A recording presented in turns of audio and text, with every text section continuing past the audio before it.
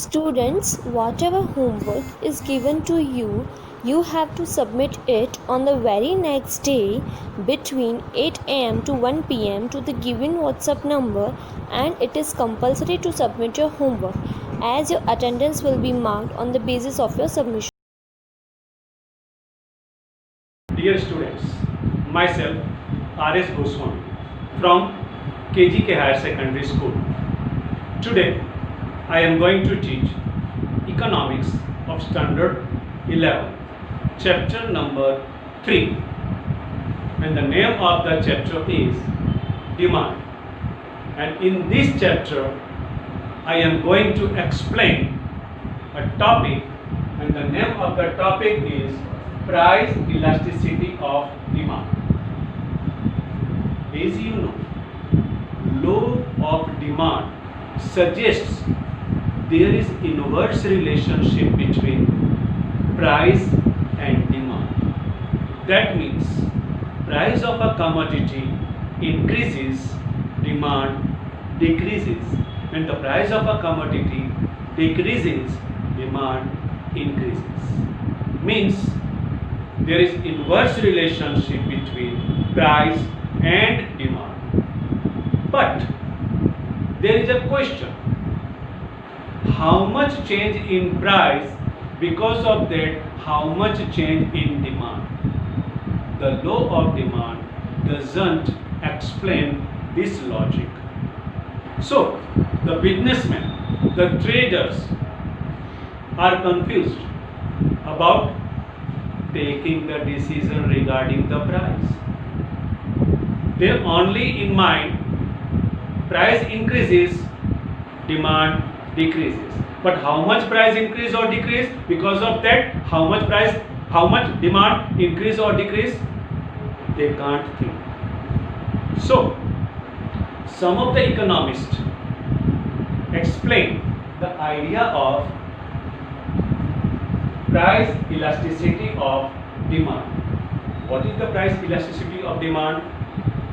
Price elasticity of demand means percentage change of demand and percentage change in price. The ratio of these two is known as price elasticity of demand. Once again, percentage change in price and percentage change in demand, the ratio of these two is known as price elasticity of demand. Once again, how much changing in price and how much changing in demand, the ratio of these two. So once again the definition: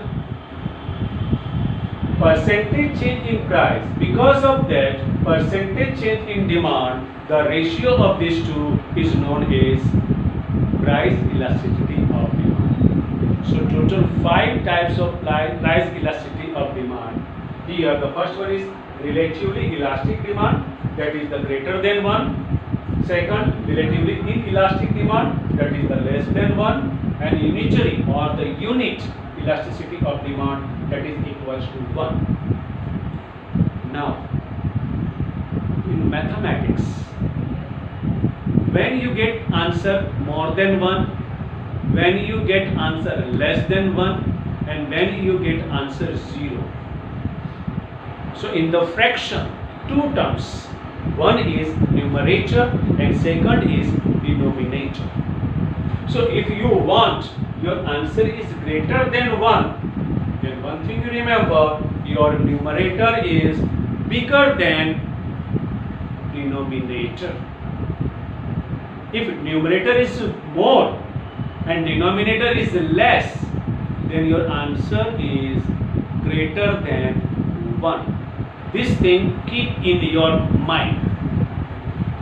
When answer is less than 1, when numerator is less than denominator, that means denominator is more, so less than, and both are same, then answer is 1. Because in the exam you explain example and then the diagram. So here relatively elastic demand means when percentage change in demand is more than percentage change in price. The ratio of these two is known as relatively elastic demand. This is your formula to find the elasticity of demand. Here percentage, delta means changing, D means demand and P means price. So relatively elastic demand means when percentage change in demand is more than percentage change in price, the ratio of these two is known as relatively elastic demand. Now you see, elasticity, price elasticity is equal to, here percentage change in demand is 200% and here is 100%. So 0 0 cut is equal to 2. So 2 is greater than 1. So here percentage change in demand 200% and percentage change in price 100%. So here percentage change in demand is more than percentage change in price. Now with the help of diagram, the same thing we can explain like this. See here, more than one. This is your demand curve. This is your demand curve. This is the price and this is the demand. Now here is the demand and here is the price. Here see O, here is P, here is P1. Here is the X1, here is the X2. See, changing in price like this. Price is P, P to P1. Price change this way and the demand change this way. So see, this box is bigger than this box. This show changing its demand is more than changing in price. So this type of the price elasticity is known as relatively elastic demand. Now the second one, relatively inelastic demand means less than 1. So this is the inverse of relatively elastic demand. When the percentage change in demand is less than percentage change in price, the ratio of these two is known as relatively inelastic demand. Again, when the percentage change in demand is less than percentage change in price, the ratio of these two is known as relatively inelastic demand. Example, just you see, EP is equals to changing in demand is 100% and changing in price is 200%. So 0 0 0 0 cut is equal to 1 by 2, that is 0.5, and 0.5 is less than 1. So this is known as relatively inelastic demand. Now in the graph you can explain like this.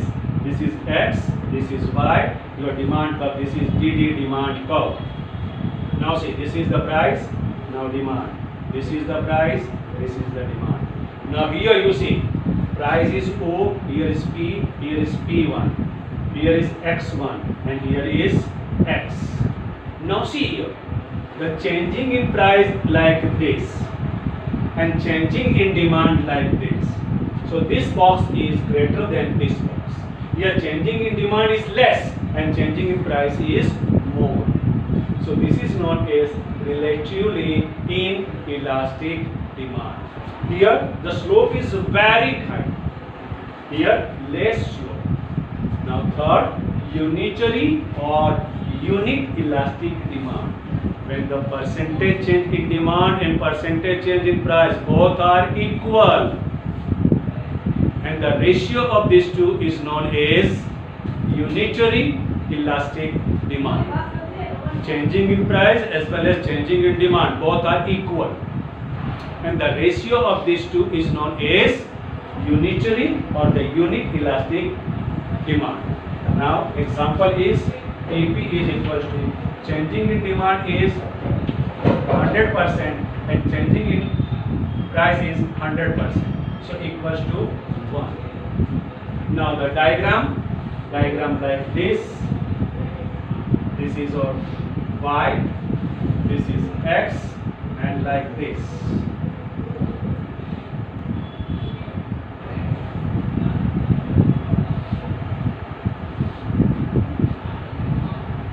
This is your DD, demand curve. Price is O and P.